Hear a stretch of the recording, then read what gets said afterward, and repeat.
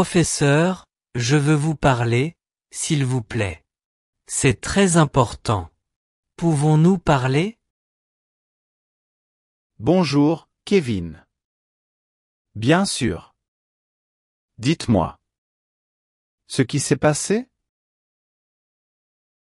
Eh bien, je n'ai pas pu faire mes devoirs parce que je n'avais pas le temps de lire le livre.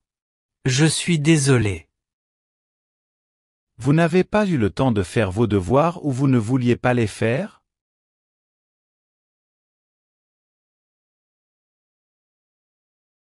Eh bien, en fait, j'ai lu le livre, mais je n'ai rien compris.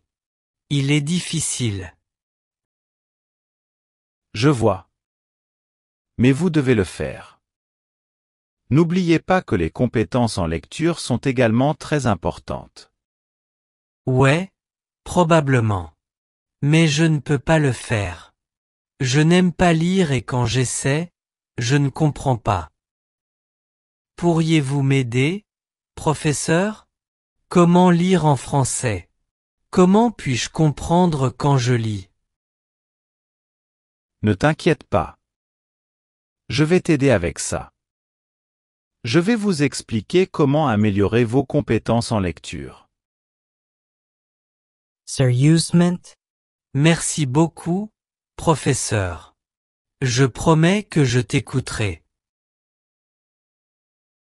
La compréhension écrite, ou votre capacité à comprendre ce que vous lisez, est une compétence clé qui doit être formée. Pourquoi? Pour vous assurer que vous comprenez les mots sur les pages chaque fois que vous lisez un livre en français. Si lire davantage est une façon de travailler sa compréhension, il existe des astuces et des méthodes que vous pouvez mettre en œuvre pour rendre votre lecture plus efficace. Par exemple, accordez un moment spécial pour lire. Cela signifie se réserver un moment privilégié pour lire sans risquer d'être interrompu.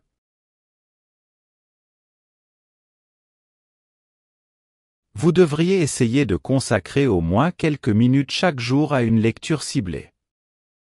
Cela dépendra de votre routine. Faites ceci. Trouvez un endroit calme et confortable avec un éclairage vif pour vous asseoir. Cela peut être votre chambre. Préparez tout ce dont vous pourriez avoir besoin avant de vous asseoir, comme un stylo, un cahier et quelque chose à boire. Ce que je fais toujours, par exemple, c'est « j'apporte une bouteille d'eau chaque fois que je commence à lire ». Ou une collation. De cette façon, je n'ai pas à me soucier d'aller à la cuisine pour apporter quelque chose. Décidez combien de temps vous lirez. C'est très important.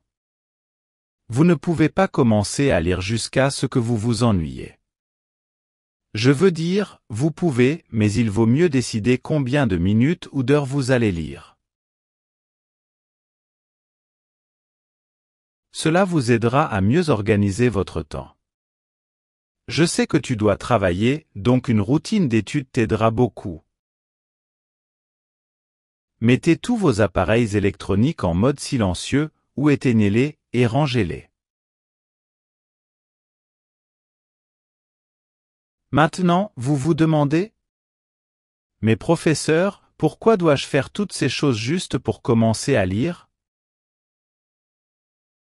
Ne vaut-il pas mieux simplement ouvrir un livre et commencer à lire? Eh bien, c'est peut-être pour ça que vous ne comprenez pas quand vous lisez. Si vous lisez dans votre propre langue, cela peut peut-être fonctionner, mais rappelez-vous que vous apprenez une nouvelle langue. Donc, si vous avez un processus spécifique pour la pratique de la lecture, alors votre cerveau saura quand vous êtes sur le point de travailler votre compréhension. En conséquence, vous serez plus concentré avant même de commencer. C'est quelque chose que beaucoup d'étudiants ne comprennent pas. Au moins, essayez-le, s'il vous plaît. Quoi d'autre? O. Utilisez un bon dictionnaire. Également très important. Si vous êtes un apprenant débutant, choisissez un dictionnaire anglais qui traduit les mots dans votre langue maternelle. Il existe également des dictionnaires pour les apprenants qui expliquent les mots à l'aide de termes simples. Bien entendu, vous pouvez également utiliser le traducteur Google. Pour les apprenants plus avancés, je recommande en utilisant un dictionnaire monolingue qui ne contient que des définitions en français sans traduction.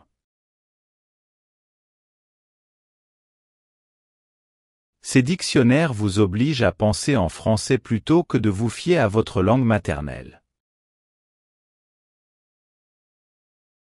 Maintenant, ce n'est pas parce que vous trouvez un bon dictionnaire que vous devez rechercher chaque nouveau mot. Utilisez des indices contextuels. Utiliser des indices contextuels, c'est essayer de comprendre un nouveau mot en regardant ce qui l'entoure. Par exemple, si vous êtes bloqué sur un mot que vous ne connaissez pas, essayez de regarder la phrase entière pour avoir une idée de ce qu'elle signifie. Est-ce que tu comprends?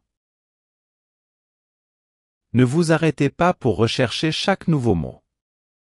Il est plus difficile de se concentrer sur votre lecture si vous continuez à l'interrompre. Vous pouvez écrire le mot et le rechercher plus tard. Ne cherchez qu'un mot sans lui. Vous ne pouvez pas comprendre ce que vous lisez. Cela vous aidera à améliorer considérablement vos compétences en lecture.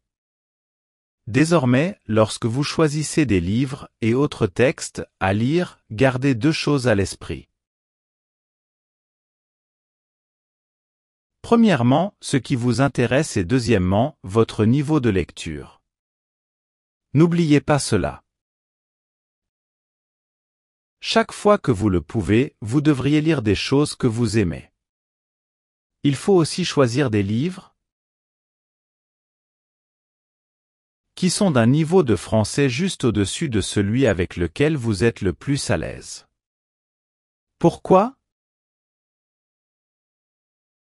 Vous voulez vous mettre suffisamment au défi pour apprendre de nouvelles choses, mais pas au point d'être frustré par votre lecture. Pour avoir une idée générale de votre niveau de lecture, les débutants devraient lire des dialogues, de courtes lectures sur des sujets courants ou des livres pour enfants.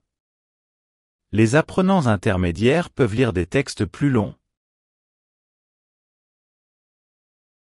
des articles de presse et des romans populaires avec un langage plus simple.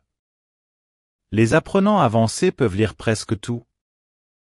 Mais il faut aborder avec prudence certaines littératures classiques telles que les pièces de Shakespeare. Maintenant, vous me direz, mais professeur, je n'ai pas d'argent pour acheter des livres, des articles et ce genre de choses. Mon ami, tu n'as rien besoin d'acheter. Il existe de nombreuses ressources sur Internet. Recherchez-les simplement. Maintenant, quelque chose qui a très bien fonctionné pour moi, parce que nous n'avons pas beaucoup de temps maintenant, c'est il n'est pas nécessaire de toujours lire un livre. Je veux dire, la lecture est partout où nous sommes. Lorsque vous êtes dans le bus, vous pouvez lire les tickets ou ces panneaux publicitaires. Il y en a beaucoup dehors. Et beaucoup d'entre eux sont en français. Ou vous pouvez lire le mode d'emploi du shampoing. Ils les mettent généralement dans différentes langues. Ou vous pouvez aller en ligne et lire les actualités en français. Bien sûr, à propos de quelque chose qui vous intéresse. Le sport, le cinéma, le monde. Faites des lectures intensives et approfondies. La lecture intensive consiste à essayer de comprendre chaque mot de la page. Et une lecture approfondie signifie simplement lire avec désinvolture tout ce que vous voyez en français. Faites les deux et je suis sûr que vous améliorerez vos compétences en lecture en français.